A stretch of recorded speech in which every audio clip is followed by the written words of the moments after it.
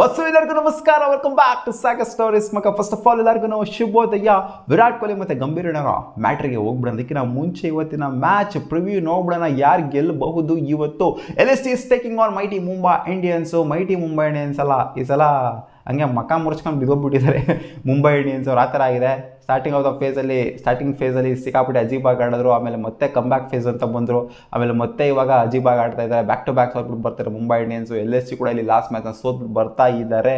ಎರಡು ಟೀಮ್ಗೆ ಅಷ್ಟೊಂದೇನು heavy high on confidence ಏನಿಲ್ಲ. ಲಾಸ್ಟ್ ಮ್ಯಾಚು ಅಜೀಬಾಗಿ ಆಡಿದ್ರು ಎರಡು ಟೀಮು ಕೂಡ. ಬಟ್ ಆದರೂ LST ಅವರು ಕಂಫರ್ಟಬಲ್ ಆಗಿ ಕಾಣಿಸಿದ್ದಾರೆ. ಆಡಿರುವಂಥ 9 ಮ್ಯಾಚಲ್ಲಿ 5 ಮ್ಯಾಚ್ನ ಗೆದ್ದಿದ್ದಾರೆ LST ಅವರು. ಇವ್ರು ನೋಡಿದ್ರೆ ಆಡಿರುವಂಥ 9 ಮ್ಯಾಚಲ್ಲಿ 3 ಮ್ಯಾಚ್ನ ಗೆದ್ದಿದ್ದಾರೆ. ಒಂದು ರೇಂಜಿಗೆ ನಮ್ಮ RCBಗಿನ ಬೆಟರ್ ಆಗಿದ್ದಾರೆ ಅಂತ ಹೇಳ್ಬೇಕು ಅಷ್ಟೇ ಮುಂಬೈ ಇಂಡಿಯನ್ಸ್ ಅವರು. ಕಮ್ ಬ್ಯಾಕ್ ಮಾಡ್ಬೋದಾ ಮುಂಬೈ ಇಂಡಿಯನ್ಸ್ ಈ ಮ್ಯಾಚು ಅಂತ ಕೇಳಿದ್ರೆ ನನಗೇನು ಅನ್ನಿಸ್ದೆ ಮುಂಬೈ ಇಂಡಿಯನ್ಸ್ ಅವರು ಕಮ್ ಬ್ಯಾಕ್ ಮಾಡ್ತಾರೆ, ಬೌನ್ಸ್ ಬ್ಯಾಕ್ ಆಗ್ತಾರೆ ಈ ಮ್ಯಾಚ್ನ ಅಂತ. ಹ್ಯಾಟ್ರಿಕ್ ಸೋಲಲ್ಲ ಅಂತ ಅನ್ಕೊಂಡಿದ್ದೀನಿ.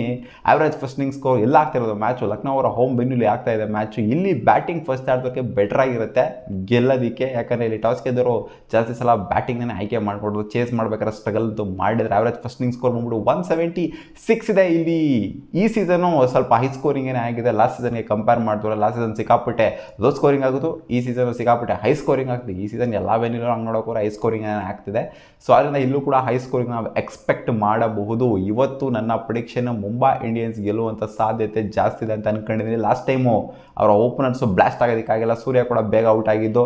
ಸೊ ಈ ಟೈಮ್ ಏನಾದ್ರು ಒಂದು ಡಮಾಲ್ ಡೆಮಿಲ್ ಇನ್ನಿಂಗ್ಸು, ಒಂದು ಕಮಾಲ್ ಇನ್ನಿಂಗ್ಸ್ನ ಆಡ್ತಾರೆ ಅಂತ ಅನ್ಕೊಂಡಿದ್ದೀನಿ. ಮುಂಬೈ ಇಂಡಿಯನ್ಸ್ ಓಪನರ್ಸು ಜೊತೆಗೆ ಟಾಪ್ ಆರ್ಡ್ರು ಕಾಂಟ್ರಿಬ್ಯೂಟ್ ಮಾಡುತ್ತೆ ಅಂತ ಅನ್ಕೊಂಡಿದ್ದೀನಿ.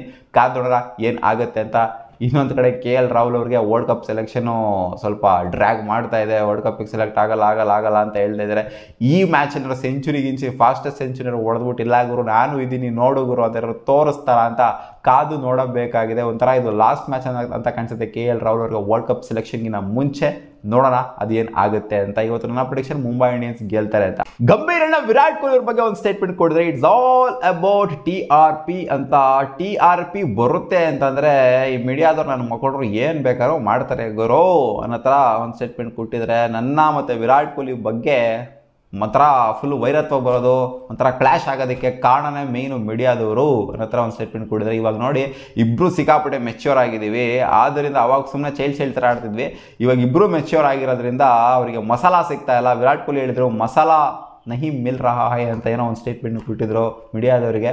ಸೊ ಅದೇ ರೀತಿ ಇವಾಗ ಮಸಾಲ ಸಿಗ್ತಾ ಇಲ್ಲ ಅವರಿಗೆ. ನಾವು ಮೆಚ್ಯೂರ್ ಆಗಿರೋದ್ರಿಂದ ಅವ್ರಿಗೆ ಮಸಾಲ ಸಿಗ್ತಾ ಇಲ್ಲ. ನಾವೇನಾದ್ರು ಒಂಥರ ಕಿತ್ತಾಡ ಪತ್ತಡ ಥರ ಏನೋ ಮಾಡಿತ್ತು ಅಂತಂದರೆ ಅವ್ರಿಗೆ ಮಸಾಲ ಸಿಕ್ಕಿರೋದು.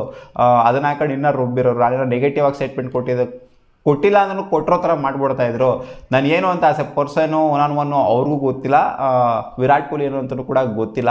ಇಲ್ಲಿ ಅವರೇ ಪೋರ್ಟ್ರೇ ಮಾಡಿದ್ರೆ, ನಮ್ಮನ್ನ ನೆಗೆಟಿವ್ ಆಗಿ ಪೋರ್ಟ್ರೇ ಮಾಡಿದ್ರು ಸಿಕ್ಕಾಪಟ್ಟೆ. ಅದಕ್ಕೋಸ್ಕರನೇ ಆ ಒಂದು ಕ್ಲಾಶ್ ಆಯಿತು ಅನ್ನೋ ಥರ ಒಂದು ಸ್ಟೇಟ್ಮೆಂಟ್ ಆಗಿ ಕೊಟ್ಟಿದ್ದಾರೆ. ಇಲ್ಲಿ ಬೇಸಿಕಲಿ ಇವರಿಬ್ಬರು ಮಧ್ಯೆ ತಂದಿಟ್ಟಿದ್ದೇನೆ ಮೀಡಿಯಾ ಅನ್ನೋ ಥರ ಒಂದು ಸ್ಟೇಟ್ಮೆಂಟ್ ಆಗಿ ಕೊಟ್ಟಿದ್ದಾರೆ. ಬಟ್ ಇವಾಗ ಮೆಚ್ಯೂರ್ ಆಗಿದ್ದೀವಿ ಇಬ್ಬರು ಕೂಡ ಇವಾಗ ಕುಚಿಕು ದೋಸ್ತುಗಳಾಗೋಗ್ಬಿಟ್ಟಿದ್ದೀವಿ ನಾವು. ಮುಂಚೆನೂ ಹಂಗೆ ಇದ್ವಿ, ಇವಾಗಲೂ ಅದೇ ಥರ ಇದ್ದೀವಿ ನಾವು ನಮ್ಮ ಬಾಂಡ್ ಏನಿದೆ ಅದು ಸಾಕಾಗಿದೆ ಅನ್ನೋ ಥರ ಒಂದು ಸ್ಟೇಟ್ಮೆಂಟ್ ಆಗಿ ಕೊಟ್ಟಿದ್ದಾರೆ. ಇದು ಒಳ್ಳೆ ವಿಚಾರ. ಗಂಭೀರಣ್ಣ ಫುಲ್ ಎಲ್ಲ ಕಾಂಪ್ರೋ ಆಗ್ಬಿಟ್ಟಿದ್ದಾರೆ. ಮುಂಚೆ ಥರ ಎಲ್ಲ ಕ್ಲಾಶ್ ಗೀಶ್ ಎಲ್ಲ ಈ ಕಡೆ ವಿರಾಟ್ ಕೊಹ್ಲಿನೂ ಅಷ್ಟೇ ಮುಂಚೆ ಥರ ಕ್ಲಾಶ್ ಗೀಶ್ ಎಲ್ಲ ಏನು ಬೇಡ ಆಗಿರೋ. ನಾನು ನವೀನ್ ಉಲಾಕತ್ರನೂ ಕಾಂಪ್ರೋ ಆಗ್ತೀನಿ, ಗಂಭೀರಣ್ಣ ಅಂತಲೂ ಕಾಂಪ್ರೋ ಆಗ್ತೀನಿ ಅಂತ ಫುಲ್ಲು ಕಾಂಪ್ರೋ ಆಗಿದ್ದರಿಂದ ಮಸಾಲ ಗೀಸಲ ಏನು ಕೊಡ್ತಾ ಇಲ್ಲ ಅಲ್ಲಿ.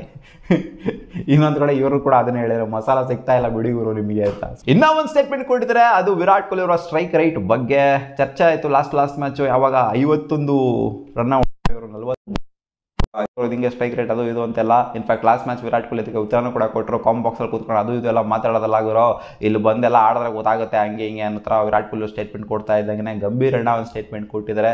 ನೆಗೆಟಿವ್ ಅಲ್ಲ, ಪಾಸಿಟಿವ್ ಆಗಿ ಕೊಟ್ಟಿದ್ದಾರೆ. ಏನು ಗುರು ವಿರಾಟ್ ಕೊಹ್ಲಿ ಹೆಂಗೆ ಮಾತಾಡ್ತಾರೆ, ನಮ್ಮ ಬಾಕ್ಸಲ್ಲಿ ಕೂತ್ಕೊಳ್ಳೋರಿಗೆ ಅದು ಇದು ಅಂತೆಲ್ಲ ನೆಗೆಟಿವ್ ಕೊಟ್ಬಿಡ್ಬೋದಾಗಿತ್ತು. ಬಟ್ ಇಲ್ಲ ಇದ್ರ ಪಾಸಿಟಿವ್ ಆಗಿ ತಗೊಂಡಿದ್ದಾರೆ.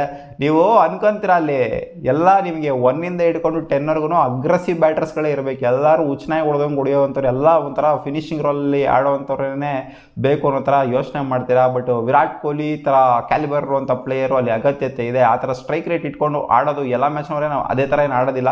ಸೊ ಆ ಥರ ನಿಂತ್ಕೊಂಡು ಆಡೋ ಕಡೆವರೆಗೂ ನಿಂತ್ಕೊಂಡು ಆಡೋವಂಥ ಪ್ಲೇಯರ್ ಬೇಕಾಗುತ್ತೆ. ಬಂದ್ಬಿಟ್ಟು ಡಮಾಲ್ ಡಿಮಿಲ್ ಸುಮ್ಮನೆ ಬಂದು ಗುದ್ದೋ ಅಂಥ ಪ್ಲೇಯರ್ಸ್ಗಳು ಎಲ್ಲರೂ ಇತ್ತು ಅಂತಂದರೆ, ನಿಮಗೆ 1ಇಂದ 10ವರೆಗೂ 1ಇಂದ 11ವರೆಗೂ ಇತ್ತು ಅಂತಂದರೆ ಈ ಟೀಮು 300 ಕೂಡ ಹೊಡೆಯುತ್ತೆ, 30ಗೂ ಕೂಡ ಆಲ್ ಔಟ್ ಆಗುತ್ತೆ. ಬೇಕಾಯಿತು. ಅದಕ್ಕೋಸ್ಕರ ವಿರಾಟ್ ಕೊಹ್ಲಿ ಅಂತ ಪ್ಲೇಯರು ಅಗತ್ಯತೆ ಇದೆ ಅಂತ ಒಂದು ಸ್ಟೇಟ್ಮೆಂಟ್ ಆಗಿ ಕೊಡಿದ್ರೆ, ಇಲ್ಲಿ ವಿರಾಟ್ ಕೊಹ್ಲಿ ಅವರು ಸ್ಟ್ರೈಕ್ ರೇಟಿಗೆ ಒಂಥರ ಸಪೋರ್ಟಿವ್ ಆಗಿ ನಿಂತ್ಕೊಂಡಿದ್ದಾರೆ ಗಂಭೀರಣ್ಣ ಅವರು. ಸೊ ಮೆಚ್ಕೋಬೇಕು, ಒಂಥರ ಕುಚಿಗೂ ದೋಸ್ತಿಗಳು ಕುಚಿಗೂ ಸ್ಟೇಟ್ಮೆಂಟ್ಗಳನ್ನ ಕೊಟ್ಕೊಂತ ಇದ್ದಾರೆ. ನೋಡ್ಬಿಟ್ಟು ಎಲ್ಲರೂ ಖುಷಿ ಪಡಬೇಕಷ್ಟೇ. ಸಿಗೋಣ ಮುಂದಿನ ವೀಡಿಯೋದಲ್ಲಿ ಗಾಯ್ಸ್. ಇದಿಷ್ಟು ಆಗಿತ್ತು match preview and Virat Kohli ಅವರು ರಿಲೇಟೆಡ್ ಗಂಭೀರನ ಮಾತಾಡಿರೋ ಅಪ್ಡೇಟ್. ಸಿಗೋಣ, ಬಾಬಾ.